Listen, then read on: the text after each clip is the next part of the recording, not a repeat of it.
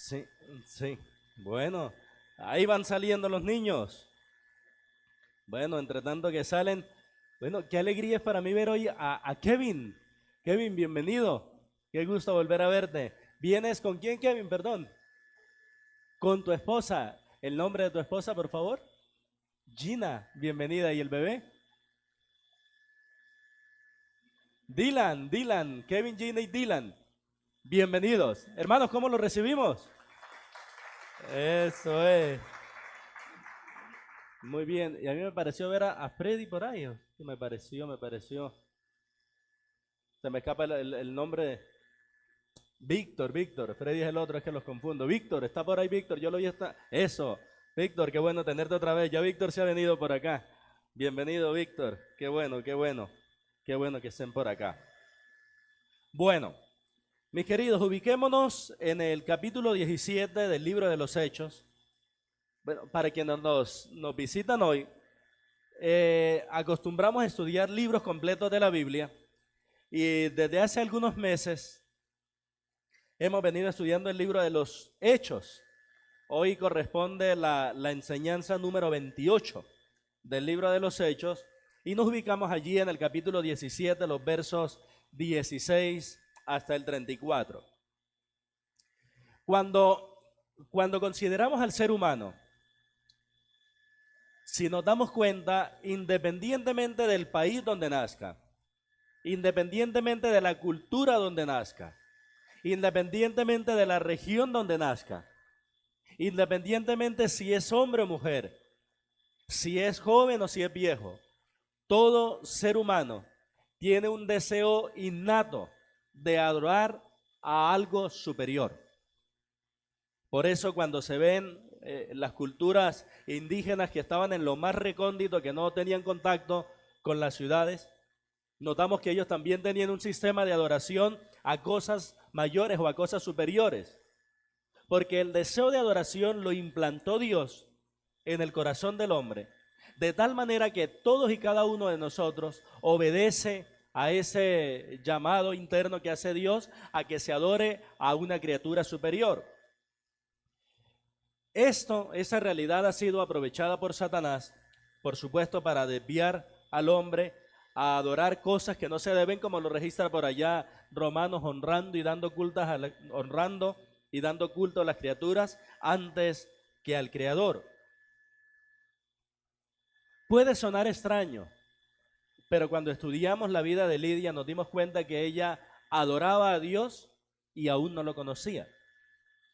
Y si ustedes recuerdan el suceso muy conocido del Señor Jesús y la mujer samaritana, notaremos que en él nos enseña que se puede adorar sin tener conocimiento. El Señor le dijo a la mujer samaritana en Juan 4:22, vosotros adoráis lo que no sabéis. Fíjense que lo que le dijo el Señor a ella no fue ustedes no adoran. Lo que el Señor le dijo a ella fue ustedes adoran lo que no conocen. ¿Por qué, mis queridos? Porque el hombre puede adorar sin conocimiento. Y si ustedes observan el versículo que repitieron, el verso 23, que es el corazón de la enseñanza de hoy, plantea la misma verdad. Fíjense que el verso 23 dice, porque pasando y mirando vuestros santuarios, allí también un altar en el cual estaba la inscripción al Dios no conocido. Y ojo con lo que sigue, al que vosotros, ¿qué hacen ellos? Adoráis pues, ¿con qué condición? Sin conocerle. Es a quien yo os anuncio. Hoy quiero que estemos hablando acerca de ese pasaje que nos habla de un altar al Dios no conocido. Quiero que hablemos acerca de ese Dios no conocido que Pablo habló y que anunció allí en Atenas, perdón. Entonces, el mensaje, mis hermanos, mirando este versículo 23, el mensaje de Pablo a los atenienses, que es la ciudad a la cual llega, el mensaje de Pablo a ellos es cómo conocer al Dios no conocido. Porque ellos estaban adorando algo que no conocían. Y aprenderemos, mis queridos hermanos, a la luz de estos pasajes que el conocimiento de Dios es necesario para adorarlo genuinamente. Unos versículos después de que el Señor hablara en el 4:22 con la mujer samaritana, el Señor le dijo a la mujer samaritana también estas palabras: la hora viene y ahora es cuando los verdaderos adoradores adorarán al Padre en espíritu y en verdad. Fíjense que cuando habla de adoradores antepone la palabra verdaderos, y cuando habla de adorar pone la palabra en verdad, porque tanto el adorador como la adoración tiene que rendirse de una manera genuina. ¿Y cómo se logra eso? Precisamente, hermanos, por medio del conocimiento de Dios, para que deje de ser el Dios no conocido y comience a ser el Dios que yo conozco. Miremos esos versículos introductorios que hay desde el verso 16 hasta el 21. Para entrar en el tema propiamente, que es a partir del verso 22. En el verso 16 se registra: mientras Pablo los esperaba en Atenas, su espíritu se enardecía viendo la ciudad entregada a la idolatría. Ahora vamos a ir formulando preguntas y respuestas. Mientras Pablo los esperaba en Atenas, ¿a quién estaba esperando Pablo en Atenas? Entonces leemos el capítulo 17, verso 16, y ahí encontramos que estaba esperando precisamente a Silas y a Timoteo. Ahí los estaba esperando. Y él los esperaba en Atenas, que aunque Atenas para la época de Pablo había pasado ya su época de oro, su edad de oro, seguía siendo la ciudad universitaria a nivel mundial. ¿Qué quiere decir? Que cuando alguien quería formarse en el conocimiento, se desplazaba a estudiar en Atenas. Es en Atenas donde se dan los tres grandes filósofos que más de 2400 años después aún se siguen estudiando. Por supuesto, estoy hablando de Platón, estoy hablando de Aristóteles y estoy hablando de Sócrates. Muy bien. Entonces, ¿cuál es la ciudad universitaria de Colombia? A ver, ¿cómo estamos ahí de cultura general? ¿Cuál es la ciudad universitaria de Colombia? No es Medellín. Tampoco. Pamplona, norte de Santander.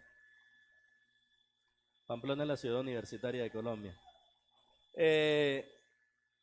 Sí, por allá, al ladito del Catatumbo. Entonces, él estaba en Atenas, pero él observa algo, que la cuna del conocimiento no es solo la cuna del conocimiento, también es la cuna de la idolatría. Y dice, mientras Pablo estaba en Atenas, ¿qué ocurría con él? ¿Qué le pasaba a él? Su espíritu se enardecía viendo a la ciudad entregada a la idolatría. ¿Qué quiere decir la palabra enardecía? Estar enfadado o estar irritado, y entregado a la idolatría era porque estaba llena de ídolos. Algunos de los pensadores de esa época decían que en Atenas era más fácil encontrar a un dios que a un hombre, porque eran ídolos por todos lados. Estaba llena de idolatría. Verso 18. Por favor, ayúdenmelo, 17. Ayúdenmelo a leer ustedes, por favor. 1, 2 y 3.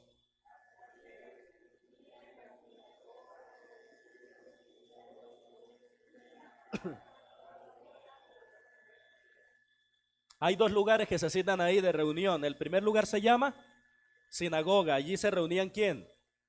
Los judíos y los piadosos, que eran los gentiles que habían adoptado el judaísmo. Pero había otro lugar de reunión también allí en el verso 17. ¿Cómo se llama? La plaza. Y la plaza era el centro social de la ciudad de esa época. ¿Y quiénes se reunían en la plaza? Todos. Pero Pablo le va a hablar de manera diferente a cada uno. Cuando él está en la sinagoga, él dice en la sinagoga, Isaías dice, Jeremías dice, Ezequiel dice. Pero cuando está aquí en Atenas, ya él no cita el Antiguo Testamento. Ya él cita la razón o la lógica. ¿Por qué lo hace él así? Porque si él llega a decir, como dice Isaías, los filósofos le van a decir, ¿y quién es Isaías? Por eso él se va a algo que ellos sí conocen, a algo con lo cual ellos están familiarizados, y es La razón, porque era el centro intelectual del mundo. Verso 18. Y algunos filósofos de los epicúreos y de los estoicos que disputaban con él, perdón. ¿Quiénes eran los epicúreos y los estoicos? Para ponerlo en palabras sencillas y no enredarnos, los epicúreos decían que el placer era el fin del hombre, el placer. Y los estoicos decían que el deber era el fin del hombre, para ponerlo en palabras sencillas. Entonces, si ustedes quieren rayar su Biblia, colóquenle al lado de epicúreos una rayita que diga placer y colóquenle al lado de estoicos una rayita que diga deber. ¿Qué creían los epicúreos? Ellos creían que todo sucede por el azar. Ellos creían que cuando se llegaba a la muerte todo se acababa. Y ellos no es que fueran ateos, pero sí creían que aunque había muchos dioses, ellos no se metían en el mundo de los hombres. A ellos ni les iba ni les venía. Y además de eso, como les dije al comienzo, afirmaban que la finalidad del ser humano es el placer. ¿Y qué creían los estoicos? Para nosotros es algo común la palabra estoicismo, ¿cierto? Que es aquel que se sacrifica por otro. Porque para ellos el fin del hombre era el deber, era cumplir con sus responsabilidades. Ellos creían que todo es Dios, que todo es Dios. Es una idea de panteísmo, que todo es Dios, creían ellos. Y creían no que el alma desaparecía o se exterminaba al morir, sino que el alma era absorbida por esa sustancia de la cual emanó. Y ustedes dirán, ¿y por qué está explicando esto? Porque si entendemos esto, mis queridos, comprenderemos el bosquejo o el sermón que les da Pablo a ellos más adelante que vamos a estudiar.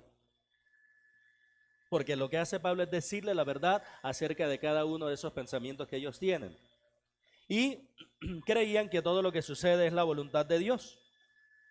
Entonces es mejor aceptarlo por las buenas, decían ellos. Entonces estaban ahí los epicúreos, estaban los estoicos, que junto con los cínicos formaban las tres corrientes de filosofía más grandes de la época cuando se escribió el Nuevo Testamento. Ahora bien, fíjense lo que ellos dicen. Ellos disputaban con él, que es conversar, ¿cierto? Pero con argumentos. Y decían, ¿qué querrá decir este palabrero? ¿De qué tildaban a Pablo? Palabrero. Este término palabrero, mis queridos, significa literalmente recogedor de semillas. Y hace referencia a los pajaritos cuando comienzan dentro del corral a coger una semillita de esto acá, otra semillita de esto allá, otra semillita de esto allá. ¿Y cuál es la idea que comunican al decir palabrero? Le estaban diciendo es que Pablo agarraba un poquito de esta filosofía, un poquito de aquello, un poquito de aquello, pero que al final de cuentas era un charlatán que no tenía argumentos. Exacto, que no sabía lo que decía. Por eso se preguntan, ¿qué querrá decir este palabrero? ¿Y por qué le dicen palabrero? Léanlo ustedes, por favor. ¿Por qué le dicen palabrero?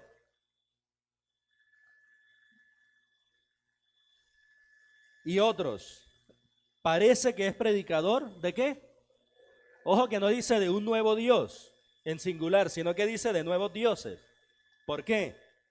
Porque les predicaba el evangelio de Jesús y les predicaba el evangelio de la... Entonces ellos asumían que Jesús era un Dios y que resurrección era otro Dios. Por eso dicen que es predicador de nuevos dioses, no de un nuevo Dios, sino de nuevos dioses. Y en medio de esa confusión, miren lo que hacen. Y tomándole, le trajeron al Areópago. Y el Areópago era el lugar donde se reunían hombres sabios para debatir muchas cosas. Anteriormente asuntos de ley y todo eso, pero ahora más asuntos religiosos. Pero esa palabra tomándole no es tanto la invitación, Luis David, ¿me aceptas a que nos tomemos un café? Sino es más bien como con un poco de fuerza. Es algo, no es que lo llevaran a los empujones, pero sí es algo como que lo cogieron y le dijera, venga con nosotros. Decir algo así como voluntariamente obligatorio. Más o menos era eso. Venga con nosotros. Y Pablo pues aprovecha la oportunidad. Y tomándole le llevaron al Areópago. Y estando en el Areópago, le dijeron esto, ¿podremos saber qué es esta nueva enseñanza de que hablas? pues trae a nuestros oídos cosas extrañas. Queremos pues saber qué quiere decir esto, porque todos los atenienses y los extranjeros allí residentes en ninguna otra cosa se interesaban, sino en qué, en decir o en oír algo nuevo. Y a partir de aquí, hermanos, comienza el discurso de Pablo. Y el discurso de Pablo básicamente le va a decir dos cosas acerca de Dios. Porque recuerden que ellos tenían unas ideas de Dios loquísimas. Tenían unas ideas de la creación del mundo, de la existencia del mundo loquísimas. Ellos creían que el mundo había surgido de una materia que era eterna. Ellos creían que Dios podía ser para uno todo.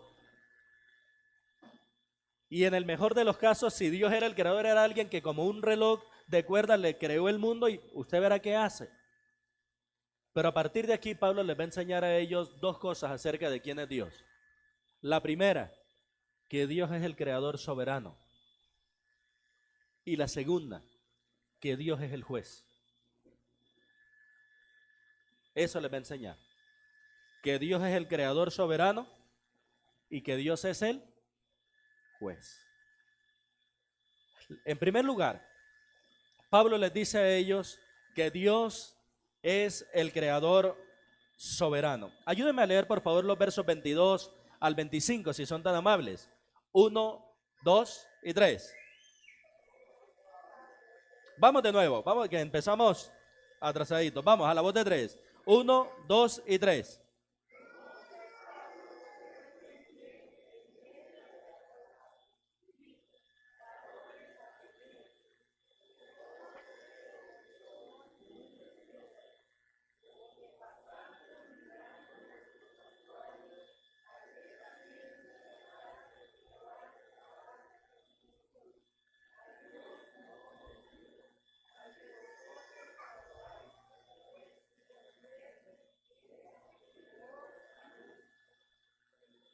Hasta el 25. El Dios que hizo el mundo.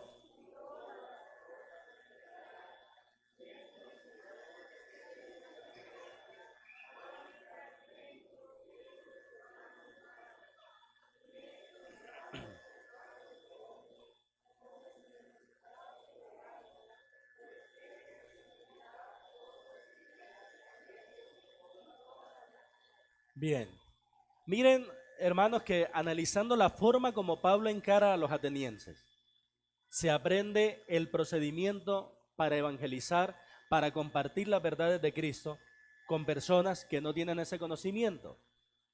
Fíjense que él arranca en el verso 22 y les dice: en todo observo que soy muy, religiosos. Y esa palabra para nosotros pudiera sonar un poquito así como enredada, ¿no? Muy religiosos. Pero la palabra religioso, mis queridos, significa más respetuosos de lo divino que otros. Eso significa literalmente. Más respetuosos de lo divino que otros. Entonces fíjense que Pablo no entra al choque, sino que Pablo entra buscando los puntos en común. Y por así decirlo, Pablo entra mirando qué cosas tienen ellos de virtud sobre la cual se les pueda alabar. Y la virtud que él encuentra es que ellos son más respetuosos de lo desconocido, de lo espiritual, que el resto de personas. Y es allí, después de decirles eso, que él dice en el verso 23, yo estaba mirando vuestros santuarios y hallé que hay un altar al Dios no conocido. ¿Por qué se levantó ese altar? Porque unos 600 años antes de que Pablo escribiera esto, hubo una peste allí en Atenas y estaba muriendo la gente por cantidades alarmantes. Entonces uno de sus pensadores, Epiménides, se le ocurrió decir algo. Llevemos muchas ovejas a la colina donde queda el Areópago y soltémoslas desde allá. Y donde quiera que se recuesten esas ovejas, la van a sacrificar al Dios que esté en esa región. Pues bien, las ovejas se fueron recostando y entonces cuando había un Dios cercano, la sacrificaban a ese Dios porque ellos decían, esta peste viene porque quizá ofendimos a los dioses, entonces a ver a cuál de todos, y algunos se va a apaciguar. Pero resulta que algunas se fueron muy lejos, a lugares solos donde no se les había asignado ninguna deidad. Y ellos dijeron, Epimenides, ¿qué hacemos entonces? Dijo, pues entonces allá donde están esas ovejas, sacrifíquenlas y levántenle un altar y colóquenle allí al Dios no conocido. Y desde allá 600 años habían pasado y seguían adorando a ese Dios no conocido. Y Pablo por eso es que les dice, a ese Dios que ustedes adoran sin conocerle, es el que yo anuncio. Ese Dios que hace 600 años controló la peste para que no murieran todos, es el que yo les anuncio. Y comienza a decirles que Él es el creador soberano. Por eso, observen ustedes que después de que les dice del altar eso, el verso 24 arranca diciendo, el Dios que hizo el mundo. Es decir, que Él es el Dios creador. Ahora, ¿por qué decimos que Dios es el creador soberano? Porque según el verso 22 hasta el 25, Dios crea y controla la creación. Observen ustedes que Él dice que no solamente creó el mundo en el verso 24, sino que también ¿qué hace? Miren el verso 25, la parte final. Él es quien da a todos vida y aliento y todas las cosas. ¿Se dan cuenta que Dios no es un creador que creó el mundo y miren el mundo que hace? Sino que está interesado y tiene control absolutamente de todas las circunstancias de la vida y de todo lo que sucede. Permítame retomar y repetir el versículo 24. El Dios que hizo el mundo y todas las cosas que en él hay, siendo Señor del cielo y de la tierra. Y observen allí. Miren que mezcla la idea de crear con la idea de Señor. Porque el que crea es el que manda. ¿Se dan cuenta que cuando alguien se inventa un juego, quién pone las reglas de ese juego? El que lo creó, el que se lo inventó.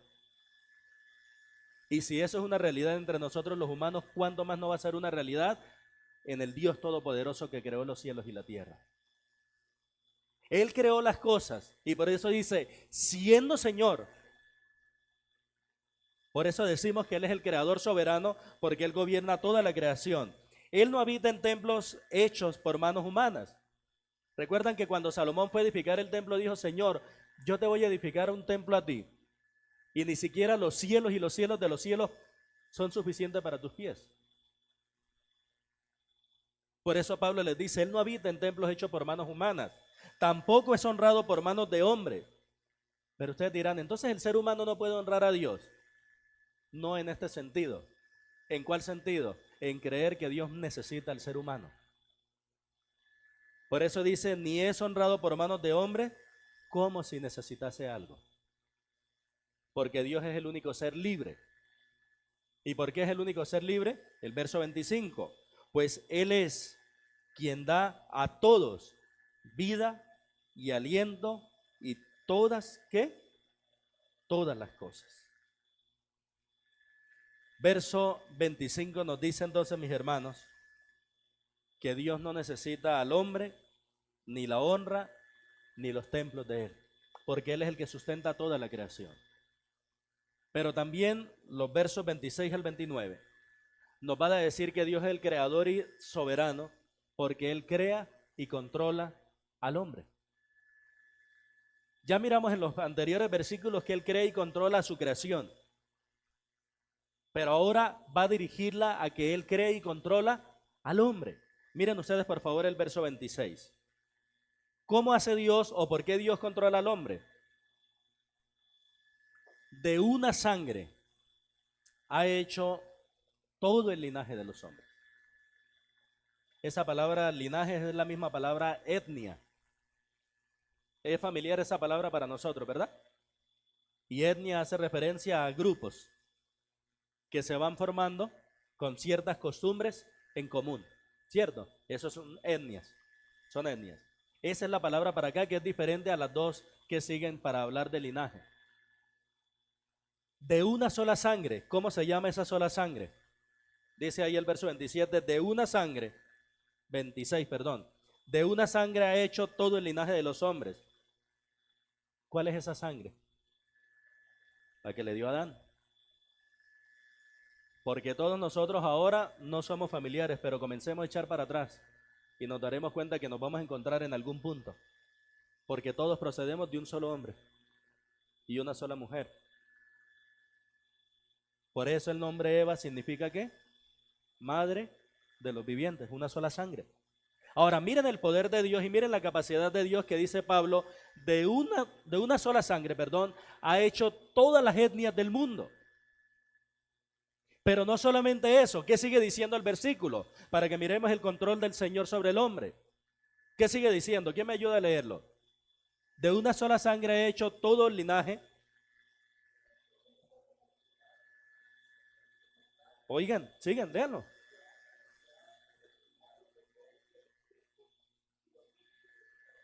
Esa es una palabra o una manera poética de decir lo siguiente.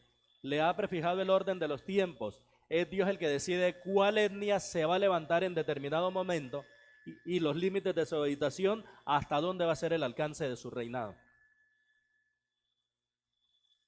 ¿Por qué se levantaron los egipcios como la potencia mundial?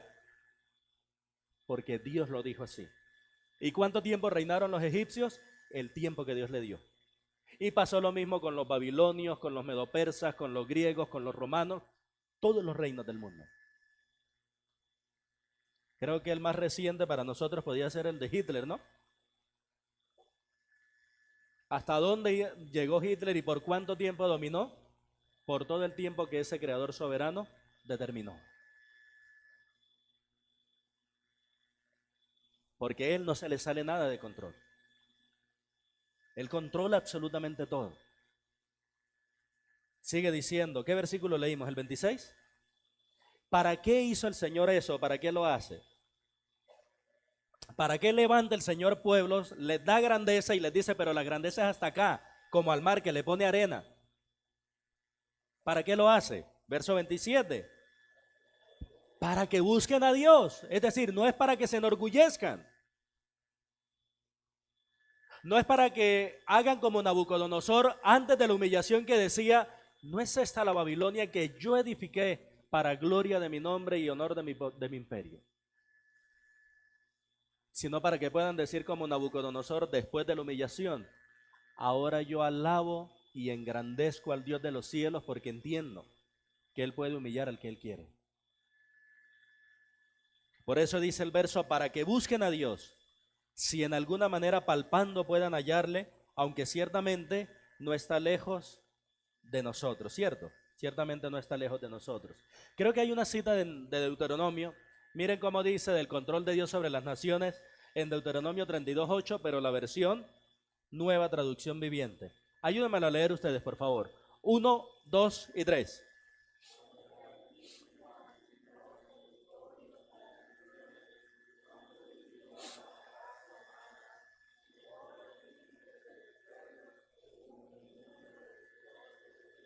Ahí está. ¿Quién determinó todo eso? Ahí está. Él es el que controla la creación, Él es el que controla al hombre. Y observen ustedes que el verso 28 comienza Pablo a apelar a varios de sus profetas. Y les dice este pedazo de poesía griega, porque en Él vivimos y nos movemos y somos.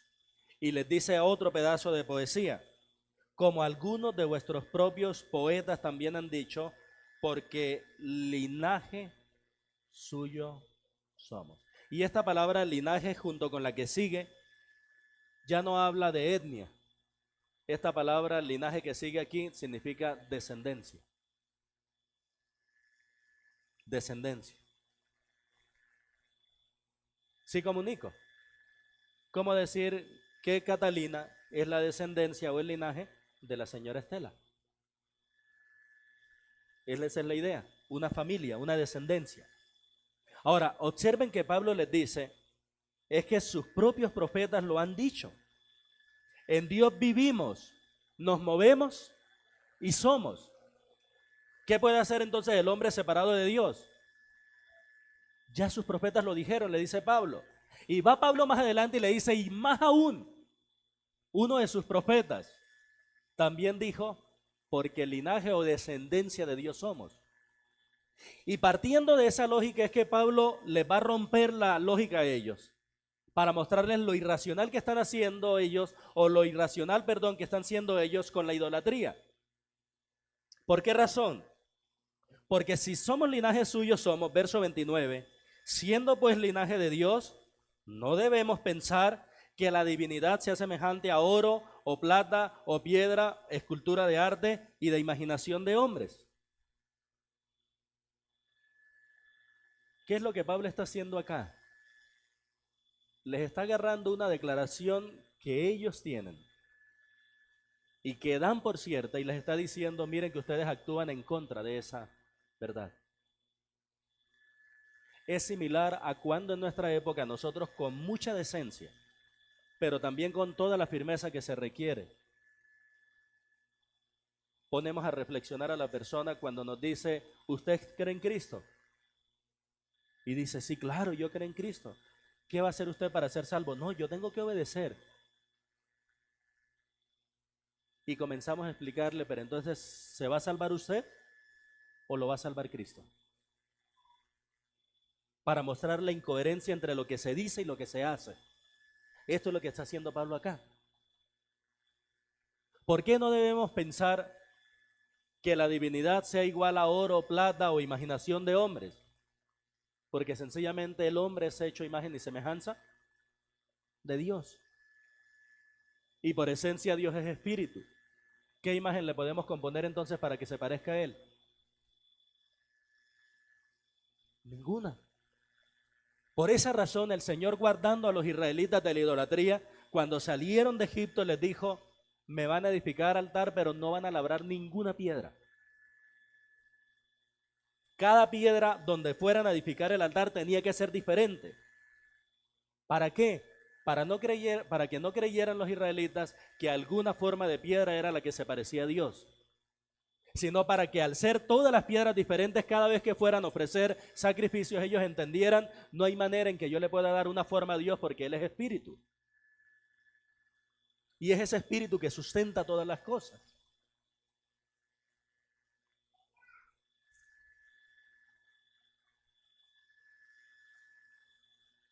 Verso 29, ¿cierto? Está Pablo aquí hablándoles y lleva varios versículos, mostrando que Dios es el creador de la creación, pero el que controla la creación. Es el creador del hombre, pero también el que controla al hombre. Eso nos enseña, mis queridos hermanos, que la grandeza de Dios se ve en su capacidad de controlar todo lo creado.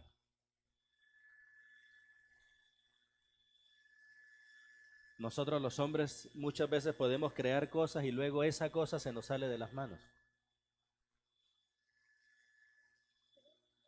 Algunos de ustedes saben quién es Steve Jobs, ¿cierto? A mí se me hizo tan curioso que él fundara una empresa Apple y que unos años después lo despidieran de la empresa que él fundó. Para que 12 años después ahí sí volviera la empresa para volverlas a sacar a flote. ¿Por qué? Porque nosotros los humanos podemos crear con la ayuda de Dios cosas, o inventar cosas, o hacer nacer cosas. Pero eso en cualquier momento se nos puede salir de las manos. No sucede así con Dios. Él crea, Él controla. Mis queridos, pensemos un poco en esto. Habiendo mirado que Dios controla el curso de la historia, les hago una pregunta. ¿Dios controló a los egipcios cuando fueron la potencia mundial? ¿Dios controló a Nabucodonosor cuando Babilonia fue la potencia mundial? ¿Dios controló a Darío cuando los medopersias fueron la potencia mundial? Dios controló a Alejandro Magno cuando Grecia fue la potencia mundial. Dios controló a los generales romanos y a todos los que estuvieron ahí cuando Roma fue el imperio mundial. Dios controla el sol, la luna, las estrellas, el mar, todo lo que vemos. Si eso es verdad, eso quiere decir que yo puedo vivir confiado y entregarle mis afanes y mis angustias a Dios, porque a Él nada se le sale de control. Eso quiere decir que esa situación difícil que yo estoy atravesando no tiene que llevarme al desespero, ni mucho menos me tiene que llevar a renunciar. Todo lo contrario, me tiene que llevar es a los pies de la cruz de Cristo para encontrar allí todo lo que yo necesito. Lo que debe hacer esa situación difícil es, como dijo el salmista, alzaré mis ojos a los montes, ¿de dónde vendrá mi socorro? Mi socorro viene de Jehová, ¿qué hizo? Mi querido, no sé qué dificultad tú puedas estar atravesando, familiar, económico, de relaciones, de salud, no sé qué dificultad. Permítame decirte esto.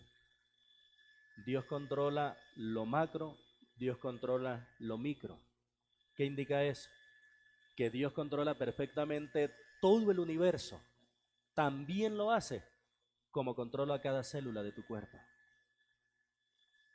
Nada se escapa de su control. Las situaciones que llegan a tu vida son accidentes para ti, no para Dios. Puedes confiar en Él. Puedes descansar en Él. Y pensar, como lo dijo Pablo en Romanos capítulo 8, si Dios no escatimó a su propio Hijo, sino que lo entregó por todos nosotros, ¿cómo no nos dará juntamente con Él todas las cosas? De manera que podemos decir confiadamente, si Dios es por nosotros, ¿quién contra nosotros? Piensa en esto. Si tú ya creíste en Cristo, ¿quién nos separará del amor de Cristo? ¿Tribulación? ¿Angustia? ¿Persecución? ¿Hambre? ¿Peligro? ¿Desnudez? Nada nos podrá separar del amor de Dios que es en Cristo Jesús. Entonces, partiendo de eso, de que nada te puede separar del amor de Dios y que tú estás en el Dios que cree y controla todo, di a tu propia alma, ¿por qué te abates, oh alma mía? ¿Y por qué te turbas dentro de mí? Espera en Dios, porque aún he de alabarse. Amén. Él es el Dios que adoramos, el Dios soberano, el Dios creador, el Dios que controla absolutamente todo. Y esa es la primera idea que Pablo le da a los atenienses. Pero la segunda idea, ya la nombrábamos hace poco, es que el que cree el juego se inventa las reglas. Y el que creó las cosas pone las leyes. Y si no te gusta, te toca inventarte tu propio mundo. Y alguien decía, historia por supuesto, no es real, que alguien se enojó con Dios y le dijo, ¿yo por qué tengo que vivir de acuerdo a las normas y a las leyes tuyas? Y Dios le dijo, porque tú vives en mi mundo. Dijo, entonces yo me voy a hacer mi propio mundo. Y Dios le dijo, listo, hágaselo. Y se fue y cogió un poquito de tierra y le dijo Dios, no, cree su propia tierra.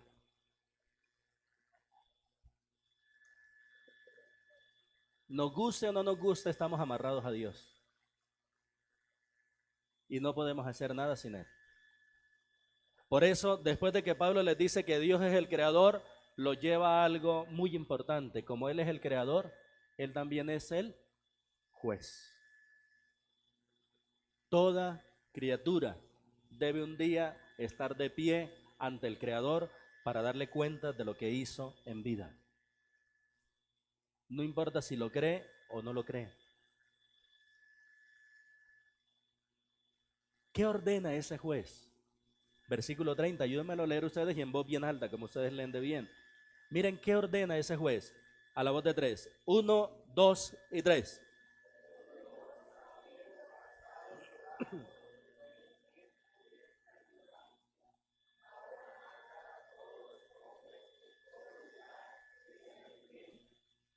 Úpale. De pronto lo leímos muy a la ligera para poder notar esto. ¿A quién le está diciendo Pablo, perdón, que Dios pasó por alto los tiempos de esta ignorancia? ¿A quién le está diciendo? A los atenienses. ¿Y quiénes eran los atenienses en esa época?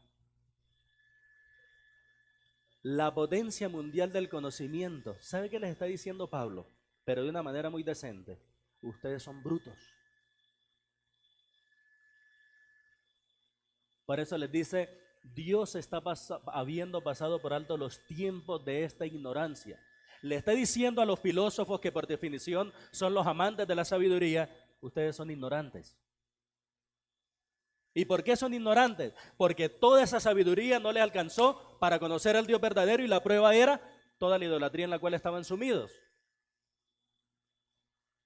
Y ahora se va al verdadero núcleo. Después de esto, ¿cuál es el núcleo del asunto? Que ese Dios que pasó por alto los tiempos de esta ignorancia y utiliza esta expresión, ahora manda a todos los hombres en todo lugar que se arrepientan. Y la idea de arrepentimiento es cambio. Y la idea de arrepentimiento es que yo reconozco que estoy actuando en contra de la voluntad de Dios y le doy el giro a mi vida de manera que me pongo en sintonía con Dios. Y me llama la atención que no dice Dios les pide el favor. Dice Dios manda. Es una orden. Entonces yo te hago una pregunta y reflexiona, por favor.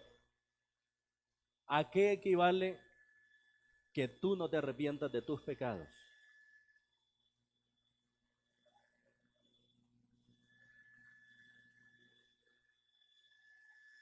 Equivale a decir, pues no se me da la regalada quiera. Al Dios soberano creador del cielo y de la tierra, diciéndole a esta diminuta criatura, arrepiéntase. Y somos tan osados que nos atrevemos a decirle a Dios, no. Ese Dios que es el juez ordena o manda que se arrepienta. 20 años duré diciéndole a Dios, no.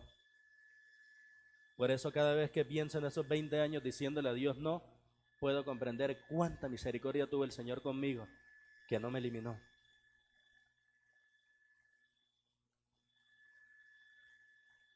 El problema de estos filósofos no era de índole intelectual.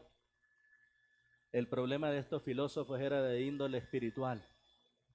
Por eso lo que ellos necesitaban no era saber cuál otra doctrina nueva les venía a los oídos. Lo que ellos necesitaban era arrepentirse de sus pecados para poder tener la vida eterna. Y ahora, lo siguiente que le dice Pablo, aparte de que Dios manda que se arrepientan, es que Dios estableció como juez a Cristo. Verso 31, por favor. Por cuanto ha establecido un día en el cual juzgará al mundo con justicia. Pregunta, ¿a cuál mundo? Miren el versículo 24, la parte inicial nada más, y dígame, ¿a cuál mundo? Al mundo que él hizo. Muy bien. Él no se va a buscar un mundo ajeno. El que él hizo, del que él es el dueño. Verso 31 de nuevo. Por cuanto ha establecido un día en el cual juzgará al mundo con justicia, por aquel varón a quien designó, dando fe a todos con haberle levantado de los muertos. Queridos, la resurrección de Cristo garantiza o certifica que Él es el juez de vivos y de muertos.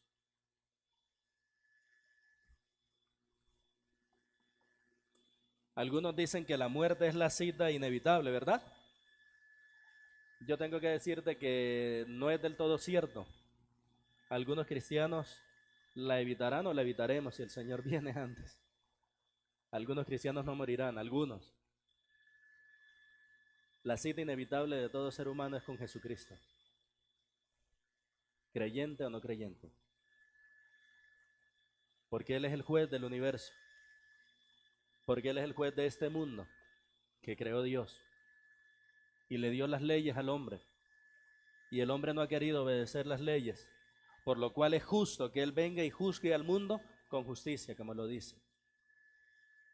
Y cuando Dios venga a juzgar el mundo con justicia, el rasero para medir no es qué tan buen comportamiento tuviste tú.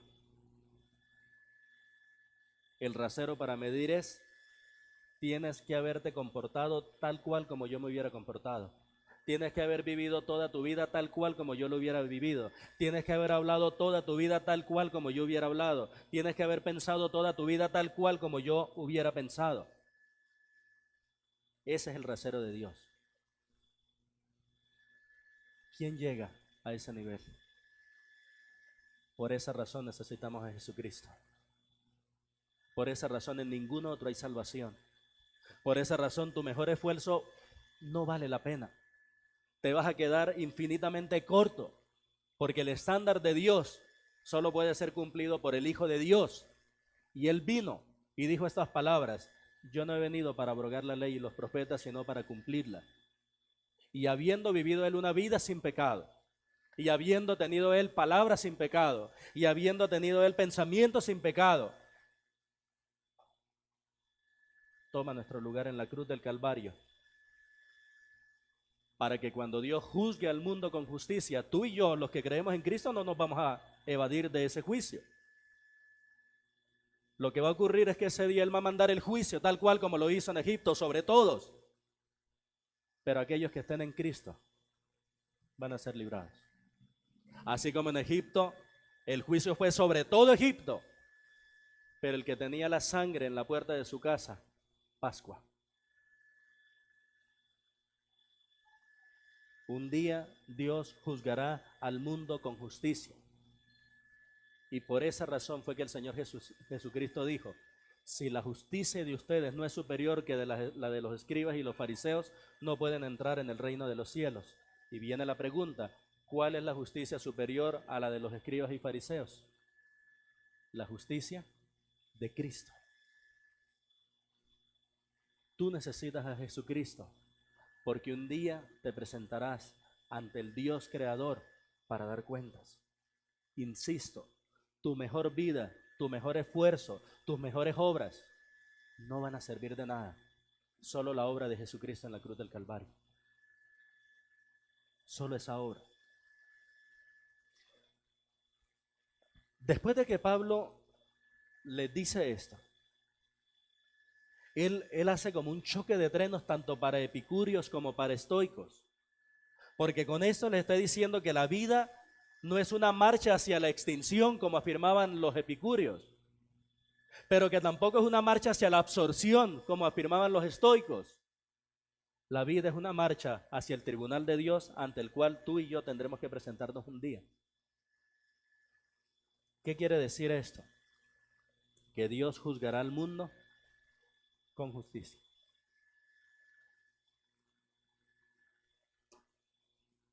Hermanos, este es el Evangelio y esta es la manera de evangelizar.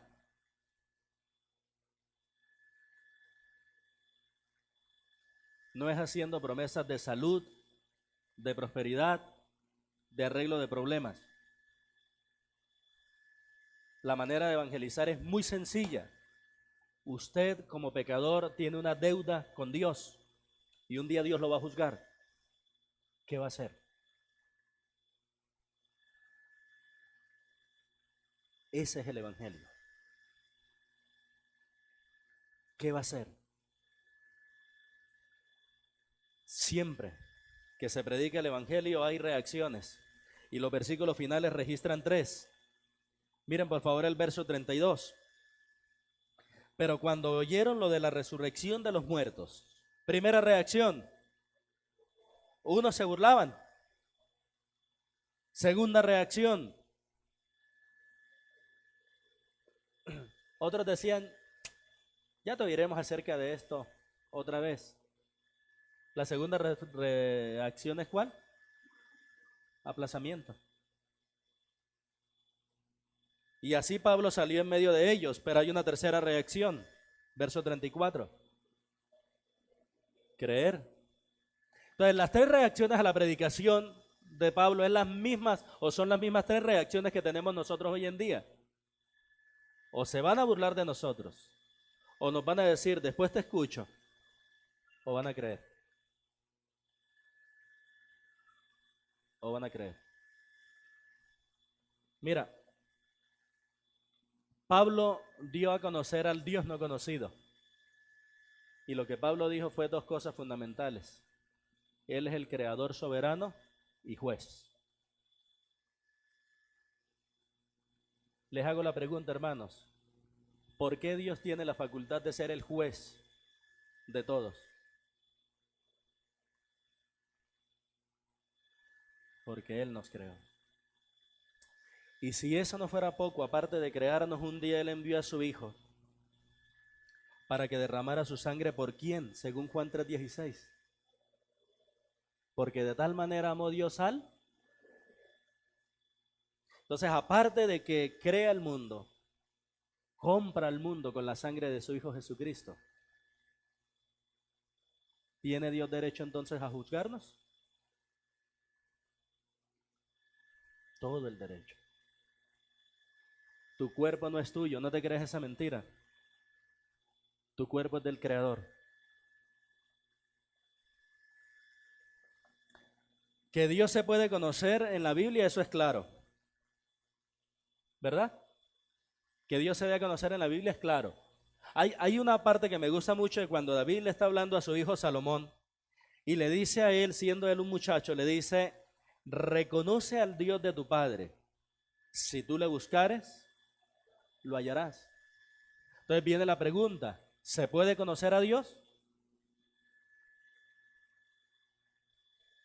Sí se puede conocer a ese Dios no conocido, sí se puede. Es más, ¿cómo definió el Señor Jesucristo la vida eterna? Juan 17:3. ¿Y esa es la vida eterna? ¿Que te qué? Conocer. Y esa es la vida eterna, que te conozcan a ti, el único Dios verdadero, y a Jesucristo, a quien has enviado. Pablo les dijo allá, al Dios que vosotros adoráis sin conocerlo.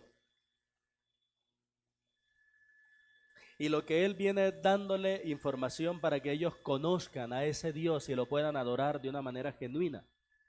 ¿Qué quiero decir con esto? Que la única manera de poder adorar genuinamente a Dios es conociendo quién es Él. Miren, una cosa en la cual nosotros debemos tener cuidado es no confundir adoración con emociones. Porque hoy en día, pregunten en el ámbito cristiano, ¿qué es una música de adoración? En el ámbito cristiano, ¿qué es música de adoración? ¿Qué viene a nuestra mente cuando decimos estaba adorando? Y dense cuenta, son emociones, sentimientos. En la Biblia eso no es adoración. Por supuesto que los vinculas, ni más faltaba. Pero primordialmente en la Biblia la adoración se relaciona con la razón. Y después de que la razón lo hace de manera correcta, fluyen las emociones correctas. Por eso el Señor dijo, amarás al Señor tu Dios con todo tú y con toda tú. Y recuerden que el corazón piensa.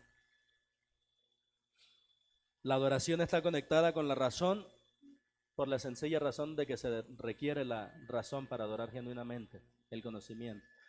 ¿Cuál es la enseñanza de todo lo que hemos visto hoy, mis queridos? Que el conocimiento de Dios es necesario para adorarlo genuinamente. Hermanos, hay muchos adorando a Dios sin conocerlo. Yo espero que esto incentive su deseo de evangelizar. Hay muchos que están adorando a Dios sin tener conocimiento y adorando a Dios van a perderse. Porque no ha ido alguien a hablarles del verdadero Dios que se hizo hombre y murió en la cruz por los pecados. Por eso Piensa en eso y sea retado y sea estimulado a evangelizar. Y si aquí hay alguien que aún no conoce a Cristo, yo creo que no vamos a tener ninguna diferencia si yo le digo a usted que Dios es el creador. Pero lo que sí quiero que esté consciente es algo, que como Dios es el creador, Él es el juez suyo también. Y un día usted tendrá que darle cuenta. Y lo único que va a valer ese día es que usted haya creído en Jesucristo como su Salvador. Por eso, si aún no ha creído en Jesucristo como su Salvador, yo le quiero invitar a que se arrepiente de sus pecados y cree en Él. Porque Él ha prometido vida eterna para todo el que tiene fe. Porque de tal manera amó Dios al mundo, que ha dado a su Hijo unigénito, para que todo aquel que en Él cree no se pierda, mas tenga las tres reacciones que vemos aquí. Unos se burlaron, otros lo aplazaron, otros creyeron. ¿Cómo va a reaccionar usted hoy? De eso depende su eternidad. Oremos. Señor, gracias por tu palabra, por la ayuda tan grande que tú nos das, por hablarnos, amarnos e iluminarnos con tu palabra.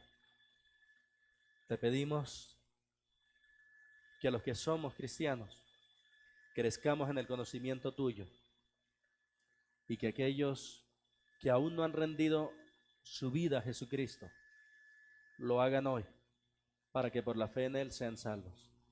En Cristo Jesús. Amén y amén.